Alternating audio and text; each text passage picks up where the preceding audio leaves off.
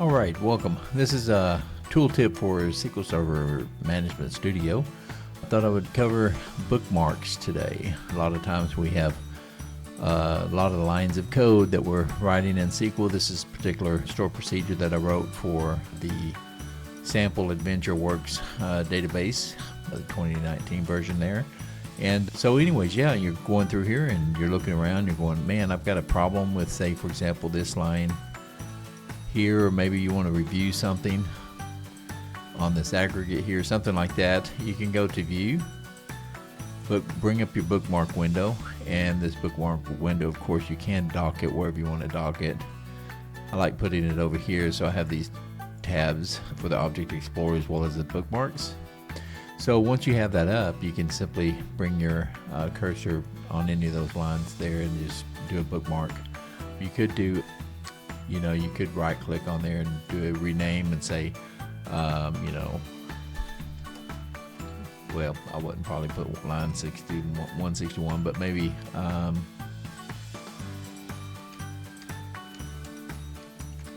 aggregate issue or something like that, or whatever you want to put there. Or maybe you might just put having issues, of course. Another thing you can do is, like, we have that one bookmark there, but let's say you have you may want to do one up here at the top where you're checking your parameters. Rename that to parameters, and then of course you have a couple of bookmarks there set, and then maybe your declaration section for your variables, etc. And we can rename that to variables. Alright, yeah, so you can just go down here and bookmark any section you want to have bookmarked. And then of course it does put this icon here at the beginning of the line. I do line numbers for SSMS, or for your Windows here. It's much easier, especially when you're in code review as well. If you're doing code review for your code, you can point out, oh, what's happening on line 161, or what is that line doing, or can you help explain that line 161, or go to 132, or whatever line you want to go to. So those are super handy as well. You can get to those up there under your preferences. So with that, we have now a couple of bookmarks here. We can just double click any one of those and it goes to that section of code in your SQL Server Management Studio here. There is one caveat to this, is that I just opened up a file, and so if I close this file and open that file back up again, it will actually lose your bookmarks, and you don't want to do that if you're working on a long project or something. So if that's the case, and you're not just sort of working through a particular file or something like that, you can create a new project by going to File, New, and Project. And in here you can simply name the project to whichever you want to name it to. Sales, I'm just going to put in sales data here, whatever your project name is.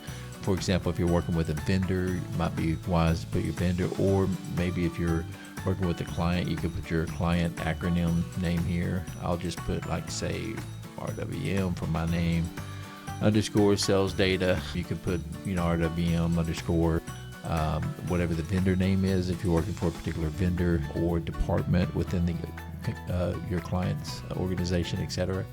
So once you do that, just click OK, and I would leave create directory for solution so that it automatically creates it for you.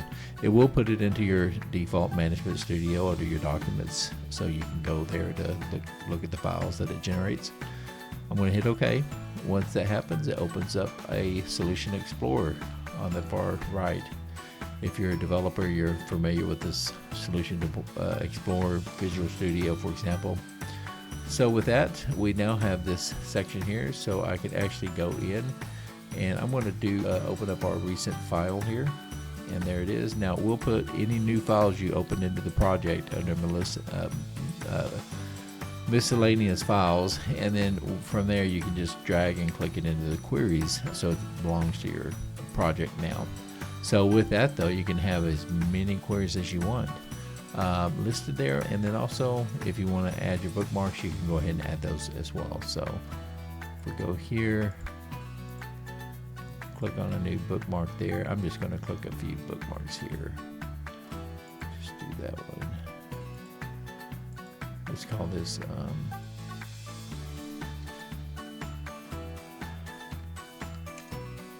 let's just call that parameters for now. Okay, and then here we'll call this variables. This is variable sections. Of course, give it whatever meaningful name that you understand it to be. I know I'm working through a long project right now. It has over 5,000 lines of code. It's a long store procedure, does quite a few things in there. And so working with the stakeholder through a working session to help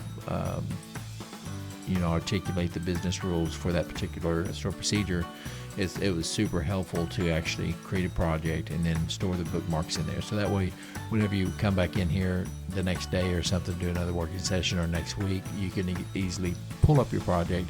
Your bookmarks will be saved in your project as well. So that's the only caveat. If you're opening up a single file and doing bookmarks, you're going to lose your bookmarks. But if you create a project for that particular file, it will save your bookmarks over there as well. And so we have a couple of bookmarks here. We could easily go between either one of those as you're working through your code. Another one might be if you're developing temp tables, you might have one for a particular temp table. You can add bookmarks for it just to go to it to understand your schema that you created for it. Other than that, that is a tooltip for Microsoft SQL Server Management Studio, SSMS, utilizing the bookmark feature. Thank you.